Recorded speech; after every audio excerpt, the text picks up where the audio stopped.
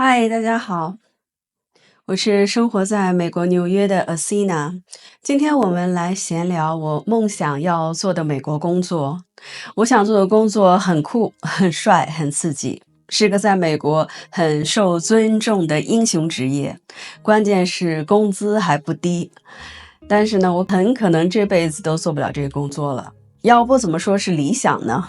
对不对？就是实现不了，错过的才叫梦想嘛。首先回复一些网友的留言，一些网友留言问我一直看的美国低薪族，那个开出租车的，开的汽车还是别人贷款帮忙买的，怎么失业后突然又买房又投资华尔街了？首先，我2016年已经在美国买房了，我不是现在失业后才开始买的。2016年，我爸妈重病，将不久于人世。我这个独生女砸锅卖铁也得申请到房贷，让他们去世前知道我在美国买得起房子了。我要让他俩能安心的走。我当时其实还特别想结婚，也都是为了让我父母能走得安心。但没办法呀，我男友他不肯从了我呀。买车买股票都是失业没办法了才去贷款买的，只有买房是我一直以来主动追求和在乎的。其他东西有了也不一定是好事，比如车贷和股票贷 margin loan。那么看我开车视频的观众，你真觉得 Uber 会给我发退休金吗？还是亚马逊 Flex 会发我退休金呢？虽然我真的很喜欢目前时间自由、没有老板的司机工作，但我不投资，我能在美国退休吗？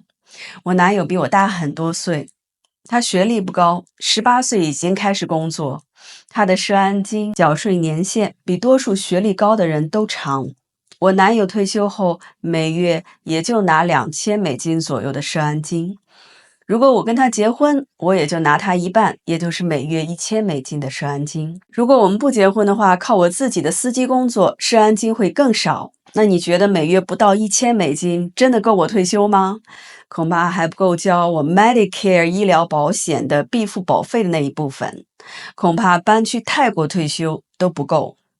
我的房产经纪人已经60多岁了，他跟我说他现在很想退休。但美国房产经纪这个工作也是没有退休金的，他只能通过大量购买投资房做 Airbnb 短租来退休。做短租是种非常揪心的投资，短租相当于是一种全职的工作，但却远低于全职工作的收入。我曾经做了半年短租、半年中租，都没能坚持下去。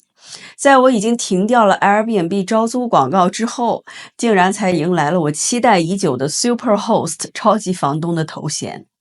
如果你们对我做爱彼迎短租为什么会失败感兴趣呢？我也可以做成视频，但是我也只做了1年不到。送餐送货的工作呢，我可能会一直做下去，直到做到我做不动了，或者至少做到我男朋友退休了为止。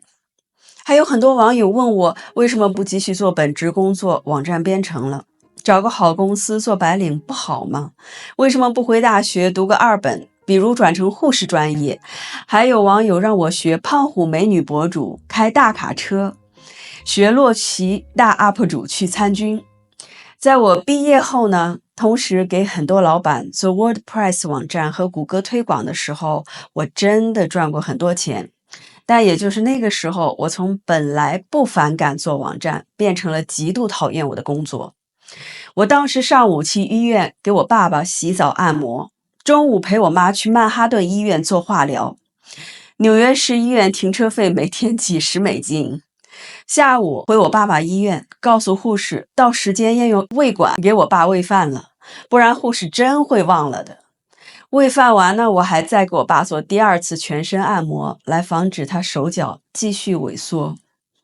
每天我同时做很多份工作来付我爸的律师费，每天睡3-4个小时，半夜还突然收到通知，我给客户做的网站又被黑客攻击了。我收了客户的钱，我做的网站却总是出问题，我根本顾不过来。最后我也没脸再继续做下去。在法官判决我爸医疗事故肇事医院败诉，需要支付我爸所有住院费以后，我给最后几个客户退款，我做不了了，我 burn out 了。这些年我也没再学任何计算机方面的新知识了。所以如果你也是个女的，为了毕业好找工作学了理工科的话，你真的打算当一辈子码农或者女工程师吗？跟男同志们抢饭碗。如果我想做白领，那我本科信息科技，硕士 MBA， 我已经失业那么多年，收入高的白领工作肯定找不到，但是办公室的工作也可能有戏。但是我不想做朝九晚五的工作，即便是 W2。许多坐在办公室里的白领西装工作确实好听又好看，但税后收入可能还不如全职的 Uber 司机。运气不好的话，还要被老板们压榨。还有我英语口音的问题，我求职之前经常会先问我美国男友，我英语说的咋样？进步了吗？我男友也每次都会夸奖我 ，Baby, your Chinglish is very good， 把我给开心半天。所以最后我还是决定别找白领工作了。我爸植物人在医院昏迷那7年，我还真特别想读2本，转护士专业。那个时候真申请到了纽约上州的一所学校，全额学生贷款都批准下来，已经拨款给学校了。但入学之前，我就突然改变主意不去了。我经常看到我爸胳膊上青一块紫一块，后来医院里好心人告诉我，经常有护系实习生一批一批的拿着我爸这个没有意识的植物人病人当靶子，在他身上练习打针。但每次只要我一去医院呢，就有楼下保安立即通知他们停止练习。所以我那个时候特别想学会打针，特别想成为护士，想自己照顾我爸爸，不让其他护士碰我爸爸。虽然我晕血，护士给我打针的时候我自己都不敢看，但我还是决定去学护士。但最后入学前呢，我妈劝我还得照顾我爸爸，我还得工作赚钱，根本没时间每天开车去上州那么远上学，只怕到时候学费要白交，我爸也不一定能活着等到我毕业。现在想想呢，我很尊重护士工作，但是我对学习护士专业并不感兴趣。当时激动的申请护士学校，真的完全就是为了保护我爸爸。我男友现在不是卡车司机了，但在我10多年前刚认识他的时候，他是卡车司机，并且从18岁开始从事的就是卡车司机的工作，而且是在特别知名的大公司。我还记得我跟他约会第1天，他就拿出工资单，一定要让我看。我当时还觉得他这人有病。不过那个年头，他卡车司机1年10几万美金年薪确实不错。结果后来我男友说他之前约会过亚洲女孩，他前女友是中日混血，所以他才知道中国女孩首次约会时就只认房产证、存折、工资单和他父母的遗产。但是我认识他才1年，他的大公司就被另一家更大的公司兼并，我男友就失业了。之后我男友又找了多份卡车司机的工作，都是 W2 的大厂，也都没能逃过不断的失业。最后他就只能转行做别的了，而且多数都是大卡车公司自己倒闭了。我做过一个视频，我曾经是一个失败的卡车拖车公司的老板，我聘请卡车司机上班。这种私人卡车公司有没有足够的货源、修车的费用、卡车保险价格，好多问题。如果你是一个 owner operator 卡车司机，你很可能今年赚大钱，明年货源少了，连卡车都得赔进去。这就是为什么我从来没想过要学开卡车，也不会为了做个卡车油管频道而去学开卡车。参军，那你太瞧得起我了，你觉得我能通过参军的体检吗？我贫血严重，上3层楼都会头晕。我每年都不得不像吸血鬼一样到医院输别人的血1、2次，才能活到今天。我每次晕倒被迫去同一家医院输血，都会有医生暗讽我，说这宝贵的血液本该是拿来救车祸、器官移植的重症病人的。那你觉得我真的乐意当吸血鬼？我不担心别人的血里有没有艾滋、肝炎、性病病毒吗？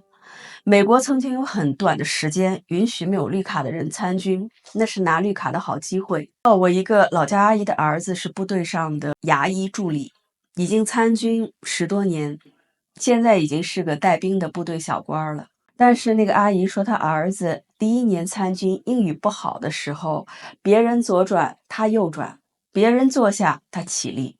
你能想象到他当兵前2年被上司骂的那叫那个惨呀！我不知道洛奇博主的视频是不是有美军的赞助，但是美国军队征兵打广告是非常正常的。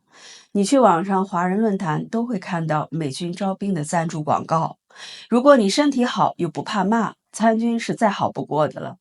等会儿我要说的我梦想的工作，其实跟参军还真有那么点关系。啰嗦完了，现在说我梦想的工作。还真有个美国华人 YouTuber 的美国老公，他做的就是我梦想的工作，或者说接近我梦想的工作。他就是生活在美国洛杉矶的晶晶博主。我订阅晶晶的频道呢，以为她会多聊一些她老公多少岁时怎么参加培训的，怎么实习的，怎么找的这份工作的，找工作难不难，收入多少。但是晶晶完全不提她老公的工作细节呀，我也能想到原因。毕竟有钱呢是她老公，不是她。反复强调她老公的工作收入会招致根本不必要的羡慕、嫉妒、恨。但是我真的很想知道，因为她老公做的就是我梦想做的工作。2015年，由美国影星巨石强森主演的灾难电影《圣安地列斯》（San Andreas），男主角的工作就是我最向往的职业。晶晶老公收入很高，但花10多万美金培训费，那么多年实习期，那么不容易考出来美国商业飞行执照，一辈子对着 FedEx 和邮局的包裹飞国际长途，半个月不能回家一趟，再帅的工作最后都只是一份高薪的工作。但是做商业救援飞行员就不同了，每天都面临新的挑战，每天都可以帮到最需要帮助的人，不管是最近的各州森林野火救援，还是每天的高速公路车祸急救，或者海上急救。声明一下，真正的救援飞行员是不能像强森主演一样，把飞机悬停空中无人驾驶去救人的。那些救人的工作要有救援执照的专业救援人员来做。那强森这个美女豹呢，只是为了电影情节啊。在美国，没有绿卡、没有本科学历都可以花钱自费学商业飞行员，学费8到14万美金不等，学制1到2年。但毕业后呢，你要带薪实习至少2年，积累1500个小时的飞行经验。实习一般就是做大家所说的 CFI 飞行学校的教员，但是没有绿卡很可能是找不到飞行员工作的。但是我敢保证，如果你的公民女友听说你有个那么酷的飞行员教官的工作，应该是很想马上跟你结婚，帮你同时实现移民和找工作的理想的。试问哪个女人会不想嫁你这个准美国飞行员老公呢？现在美国有商业飞行执照的飞行员找工作竞争非常非常激烈，很多有多年工作经验的飞行员也是每7年要经历一次规律性的集体失业。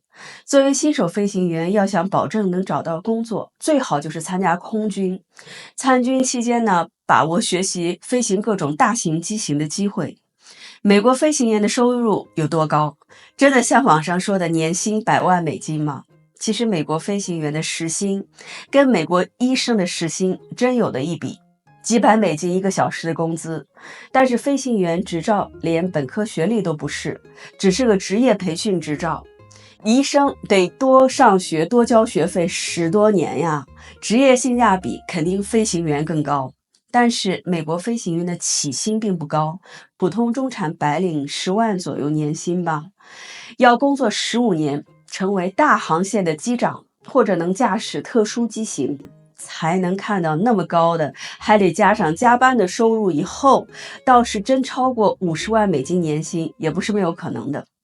但是多数飞行员呢，因为工作竞争太激烈，在工作前15年内会被裁员多次，是看不到最后100万年薪的高收入的。像晶晶老公一样能进入 FedEx 这个铁饭碗公司工作的飞行员太少太少了。我梦想的纽约救援飞行员的工作竞争程度会小一点，毕竟不是人人都愿意为了一份工作，天天冒着失去生命的危险悬停在悬崖之上。做个美国大型航空公司载客的飞行员，安稳度过一生，才是多数飞行员的理想。飞行员虽然不需要像参军一样通过体检考试，但飞行员的 First Class Medical 体检更加严格，有一点糖尿病、高血压都不行。像我爸这样有家族遗传心脏病史、就诊住院记录都可查询的，我自己心脏也不是特别好的，很可能通不过体检。但是我仍然有可能通过 Third Class Medical 这种要求低一些的飞行员体检。通过这种体检不能做商业飞行员赚钱找工作，但是可以花15000美金考取私人飞行员执照，可以自己租架飞机开，带着家人朋友开飞机去旅游，并且美国的私人飞行员执照呢被全世界各国认可。台湾的旅游博主爱出门的小象就是专程来美国考了私人飞行员执照，别人周游世界晚上睡短租房旅馆睡房车，小象博主租架飞机晚上和家人就睡在租的飞机里面，别人坐房车自驾游旅行视频，小象博主坐飞机自驾飞旅行视频。好了，梦想的工作说完了，我可能一辈子都实现不了做美国商业救援飞行员这个梦想了。有没有美国飞行员培训学校肯给我这个才5000订阅的 YouTuber 做赞助广告呢？我免费给你们学校打招生广告，培训学费给我打个85折就行。但如果你都已经看到这里了呢，我真心希望看我视频的你的爱人、孩子，如果你们年轻、身体好、有钱交学费，可以追求你们理想的美国工作，并最终达成梦想。那么我们下个视频再见。